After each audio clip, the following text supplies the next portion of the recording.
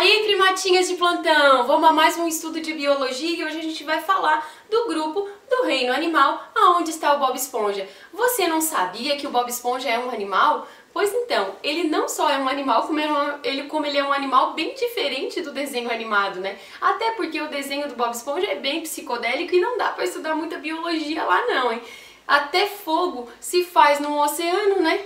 Então olha só, o grupo do Bob Esponja é conhecido como Filoporífera. É o primeiro filo do reino animal, é o filo que tem a estrutura mais simples de todas, né? Pensando aí numa linha evolutiva. Quem são os poríferos? Poríferos, também conhecidos como espongiários, são animais que vivem, né, num habitat aquático, seja ele salgado ou doce. A maioria das espécies vive em ambiente marinho, em ambiente de água salgada, mas a gente encontra alguns exemplares em lagos e rios, né, ou seja, em águas dulcícolas. Esses animais, eles vivem presos no substrato, ou seja, eles são sésseis e eles são conhecidos como filtradores. Toda esponja do mar tem uma estrutura básica. Tem uma abertura, que a gente chama de ósculo, tem várias aberturas menores pelo corpo que a gente chama de poros, por isso poríferos, porque são animais cheios de buraquinho, e esses buraquinhos são chamados de poro, e ele tem uma região interna, que eu vou chamar de ósculo ou espongiocele. Pode aparecer esses dois nomes na prova de vocês. Entre a parte interna e a parte externa, eu tenho essa parte aqui chamada de mesoílo. Apesar dos poríferos serem considerados invertebrados, né? Até porque ele não tem lá na fase embrionária dele a formação de notocorda, né? Essa notocorda, ela não foi substituída por uma coluna vertebral, então ele está no grupo dos invertebrados, mas ele tem um esqueleto. Só que esse esqueleto não é ósseo e nem cartilaginoso. Esse esqueleto, ele é composto de calcário ou de sílica, associado a algumas proteínas aí que a gente chama de espongina, né? Então ele tem aí um esqueleto, né, silicoso, calcário e altamente proteico aí, e a proteína que compõe esse esqueleto é chamado de espongina. Ele é um animal que ele não tem tecido verdadeiro e por causa disso ele não forma órgãos, né? Ou seja, lá no desenvolvimento embrionário, a esponja, ela só vai até a blástula. Ela não vai passar pelo processo de gastrulação, então ela não tem folhetos embrionários, né? As células se diferenciam? Se diferenciam. Ela tem algumas células que se diferenciaram. Cada célula dessa tem um nome e uma função específica. Só que essas células, elas formam aglomerados. E de certa forma elas trabalham de forma independente, por isso que elas acabam não formando tecidos. Que tipos de célula que a gente encontra numa esponja do mar? A gente encontra uma célula chamada de pinacócito, que é responsável pelo revestimento e proteção dessa esponja. A gente encontra uma célula que parece uma ameba, olha só, uma célula que forma pseudópodes, né? Que a gente vai chamar de amebócito.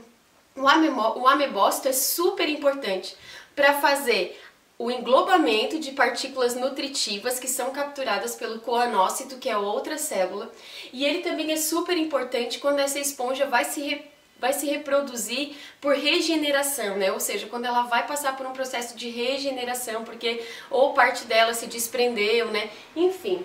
A gente tem algumas células chamadas esclerócito, né? Que forma justamente as espículas silicosas. A gente ainda tem os espongiócitos, que vão formar as esponginas, que são as proteínas que também compõem o esqueleto dos poríferos. E a gente tem os porócitos, que adivinha o que eles vão formar? Os poros. Professora, como é que um porífero come se ele não tem boca, né? Ele come da seguinte forma. Eu expliquei para vocês que ele é um animal filtrador, mas como que vai acontecer essa filtração? As esponjas do mar, né, elas vão filtrar todo o alimento e nutriente, né, todo nutriente, todo oxigênio que está presente na água. E ele também vai eliminar suas excretas pela água. Então o que acontece? A água entra pelo poro, os nutrientes e oxigênio são absorvidos aqui na região interna, que é a espongiocele ou átrio, e essa água com excretas vai sair pelo ósculo, né, como se a gente tivesse a boca do copo, né, o ósculo seria a boca do copo. Então olha só que interessante. A água entra pelo poro, é filtrada no átrio e ela sai pelo ósculo. O que tem dentro do átrio? Tem a principal célula, a célula exclusiva das esponjas do mar, que eu vou chamar de coanócito. Coanócitos são células flageladas, que ela tem duas funções principais. Primeiro, que é balançar a água. Então ela vai fazer com que a água, né, de forma bem dinâmica, perpasse por várias partes aqui do átrio. Ela gera essa circulação na água e faz a captura de oxigênio e nutriente. Essa captura de oxigênio e nutriente pode ser inclusive englobada pelos amebócitos.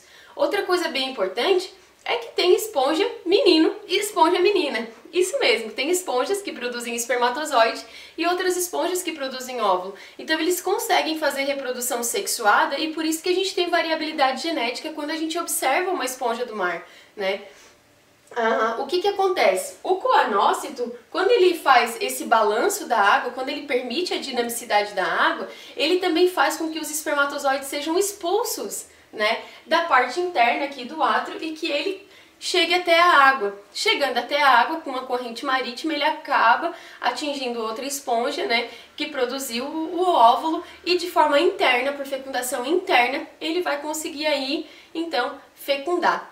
Essa fecundação é interna, mas esse desenvolvimento ele é indireto, porque a esponja, quando ocorre a fecundação, ela forma uma larva, que a gente chama de anfiblástula. E essa larva, ela é cheia de células ciliadas, células flageladas, desculpa, que vão aí, né, de forma livre, se desprender ali da parte interna, até encontrar um ambiente onde ela vai, então, se fixar e se desenvolver. Lembrando que quando ela se desenvolver, ela vai formar alguns agrupamentos celulares. Agrupamentos de coanócito, agrupamentos de amebócitos, de pinacócitos, né, de esclerócito, de espongiócito e de pinacócito. E cada agrupamento de célula vai ter a sua função. Pinacócito, revestimento e proteção.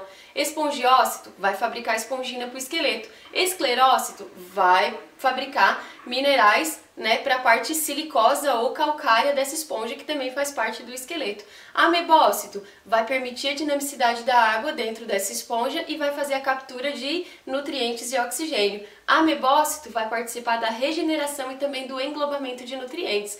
Então são essas as principais células que formam então uma esponja do mar, né? Então é simples, mas não é tão simples assim. São animais filtradores, são sésseis, habitam ambientes aquáticos, tanto de água salgada quanto de água doce. São sésseis, vivem presos num substrato e podem se reproduzir de forma sexuada, por fecundação interna, desenvolvimento indireto, ou de forma sexuada. Eles conseguem fazer brotamento, que é simplesmente aqui, ó, gerar, né, um broto, uma gema, e esse broto e essa gema pode se desprender e formar uma nova esponja.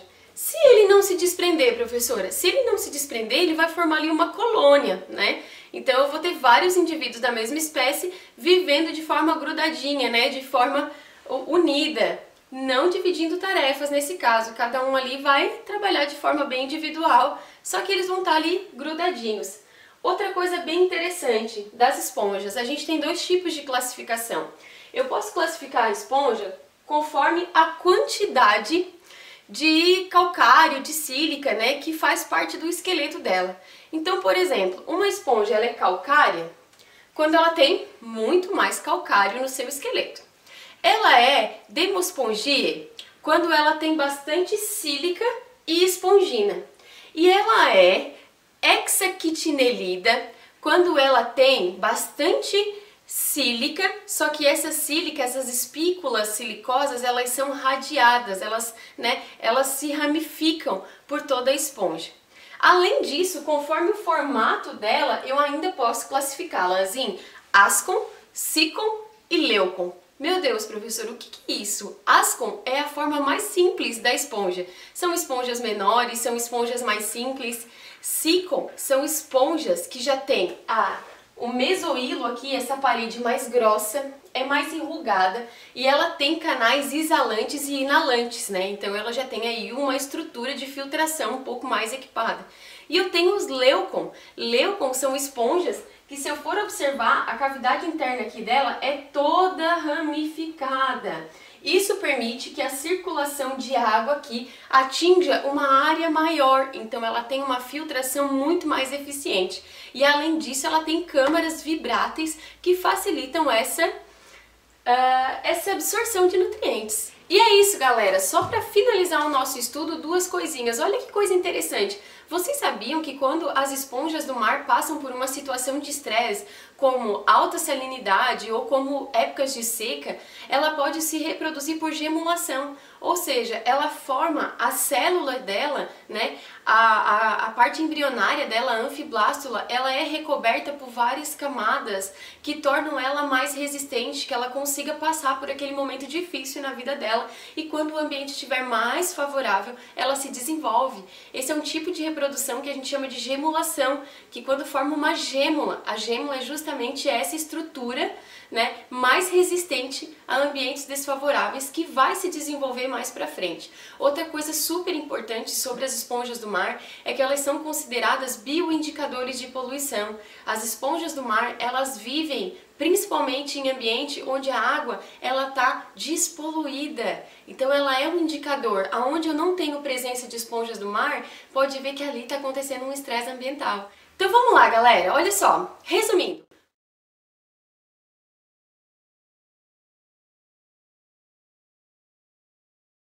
Nosso esquemão, então, é sobre poríferos. Poríferos, conhecidos como espongiários, são animais com poros, aquáticos, filtradores e sésseis, vivem presos no substrato. Não possuem tecidos verdadeiros, mas possuem aglomerados de células, como coanócitos, pinacócitos, que revestem e protegem as esponjas, esclerócitos, que formam espículas calcárias e silicosas, espongiócitos, que formam esponginas, que são proteínas presentes no esqueleto das esponjas, amebócitos, que participam da parte nutritiva e também da reprodução por regeneração. Quando a gente vai analisar a estrutura de uma esponja, a gente percebe uma abertura chamada ósculo, por onde a água vai sair com as excretas e também com os gametas, uma parte interna chamada átrio ou espongiocele e os poros, por onde a água vai entrar. Esses poros são feitos de células chamadas de porócito. Além disso, as esponjas possuem um esqueleto, e esse esqueleto ele é composto por espículas, que podem ser silicosas ou calcárias. Por conta disso, eles podem ser classificados em 3 classes: calcária, quando tem mais calcário, desmopongia, quando tem sílica e espongina, e hexactinelida, onde tem sílica ramificada. A classificação conforme a estrutura pode ser ascon, quando é uma estrutura simplificada, leucon, quando ele tem as paredes mais espessas, e sicon, quando ele tem a câmara interna ramificada. A sua reprodução pode ser sexuada, fecundação interna e desenvolvimento indireto, tendo aí o desenvolvimento de uma larva chamada anfiblástula, ou assexuada por brotamento, regeneração e gemulação. Os poríferos têm importância ecológica, são bioindicadores de poluição, habitat e servem de alimento para muitos animais. E é isso, minha gente, ó. Um beijão e até a próxima aula. Não se esqueçam de testar os conhecimentos de vocês no simulado que eu preparei para vocês e deixei aqui na descrição do canal, ok? Ó, um beijo grande no coração de cada primatinha. Beijos!